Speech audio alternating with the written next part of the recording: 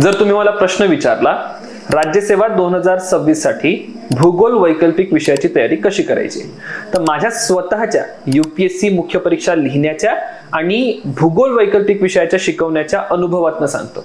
First and foremost time frame काय असेल ते लक्षात घ्या. मी अज्युम करतोय की जून महिन्यामध्ये आपण अभ्यास सुरू करतोय आणि डिसेंबर पर्यंत आपण पूर्ण मुख्य परीक्षेचा आणि त्याच्यामध्ये ऑप्शनचा अभ्यास करणार आणि त्यानंतर प्रिलिम्स कडे वळूया. सो माझ्याजवळ जून पासून डिसेंबर पर्यंत 6 महिने. पहिली जिओग्राफी ऑप्शनची जर रीडिंग तुम्हाला करायची असेल त्याला तुम्हाला वेळ लागतो जवळजवळ 4 ते 4.5 महिन्यांचा. तर म्हणजेच जून, जुलै, ऑगस्ट, सप्टेंबर किंवा सप्टेंबर मिड पर्यंत माझी पहिली रीडिंग मी करेल आणि त्यानंतर मी दुसऱ्यांदा रिव्हिजन करेल. तर म्हणजे मी पूर्ण येणारे 6 महिने 2 पार्ट मध्ये डिवाइड केले. आता पहिल्या पार्ट मध्ये मी काय करीन ते सांगतो. तर पहिल्या पार्ट मध्ये मी सुरुवात करणार सिलेबस पासून. पहिले तर सिलेबस समजून घे. सिलेबस एकदा मी समजून घेतला त्यानंतर मी जिओग्राफी ऑप्शनलच्या रीडिंग कडे वळणार. आता रीडिंग कशी करायची ते पण लक्षात घ्या. सिलेबसचा पॉइंट पकडायचा आणि त्याला अनुसरून तुमच्याजवळ नोट्स असेल तर नोट्स किंवा मग रेफरन्स बुक ते तुम्ही रीड करा. एकदा सिलेबसचा टॉपिक रेफरन्स बुक मधनं किंवा नोट्स मधनं रीड झाला त्यानंतर तुम्ही त्याचे पीवायक्यूज बघा. मग तुम्ही प्रश्न विचारणार की सर सर्वजण सांगतात की पीवायक्यू पहिले बघा, पण याच्यावर माझं थोडं दुमत आहे, माझं ओपिनियन थोडं वेगळं आहे. मी फॅक्ट सांगत नाही, ओपिनियन आहे माझं. जोपर्यंत विषयामधले काही बारकावे तुम्हाला माहिती नसतात तोपर्यंत पीवायक्यूचा सेन्स तुम्हाला क्रिएट करता येत नाही. आणि म्हणून ऑप्शनल सारख्या विषयांमध्ये तर तुम्ही सिलेबस आणि रीडिंग पहिली रीडिंग करा आणि त्यानंतर त्या टॉपिकचे पीवायक्यूज बघा. देन एकदा माझा टॉपिक रीड झाला पुढचा प्रश्न येतो की सर मी नोट्स वापरू की रेफरन्स बुक वापरू. आणि इथून मी माझ्या गेलेल्या चुकीमध्ये सांगतो.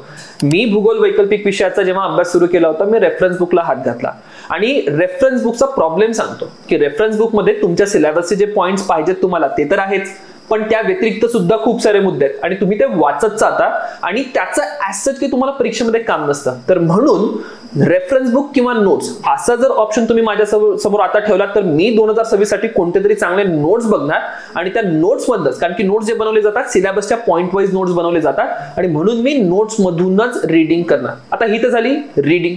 मग पुढचा मुद्दा येतो की सर सिलेबस जे आहे ज्या सिक्वेन्स मध्ये दिलेला आहे त्याच सिक्वेन्स मध्ये तुम्ही वाचणार का, तर नाही. माझ्या अनुभवातनं सांगतो आणि माझ्या चुकीतनं सांगतो. मी जेव्हा पहिल्यांदा भूगोल वैकल्पिक विषयाची तयारी केली मी सुरुवात केली भूरूपशास्त्र किंवा जिओमॉर्फॉलॉजी पासून आणि ही सगळ्यात चुकीची पद्धत आहे. सुरुवात करा ह्युमन जिओग्राफी किंवा मानवी भूगोलापासून. पटपट तुम्हाला सिलेबस कव्हर करता येतं, सिलेबसवर एक चांगली लीड येते आणि त्यानंतर फिजिकल जिओग्राफी म्हणजेच प्राकृतिक भूगोलाकडे वळा आणि शक्य झाल्यास भूरूपशास्त्र हे सर्वात शेवटी करा. आता मी येणाऱ्या काही रील्स मध्ये किंवा येणाऱ्या काही व्हिडिओज मध्ये तुम्हाला सांगेल की का बरं मी म्हणतो की भूरूपशास्त्र शेवटी करा, पण खूप वेळ लागतो प्रायमरीली हे समजा, म्हणून मी म्हणतो या ठिकाणी भूरूपशास्त्र सर्वात शेवटी करा. मग अभ्यास करत असताना मी अजून एक चेंज माझ्या प्रिपरेशन मध्ये करेल. मी पेपर 1 वेगळा वाचणार नाही आणि पेपर 2 वेगळा वाचणार नाही. मी पेपर 1 आणि पेपर 2 एकत्र करून वाचेल. एक्झाम्पल देतो. प्रादेशिक भूगोल नावाचा एक टॉपिक आहे पेपर 2 मध्ये सेक्शन बी मध्ये आणि सेम टॉपिक तुम्हाला पेपर 1 मध्ये सुद्धा आहे.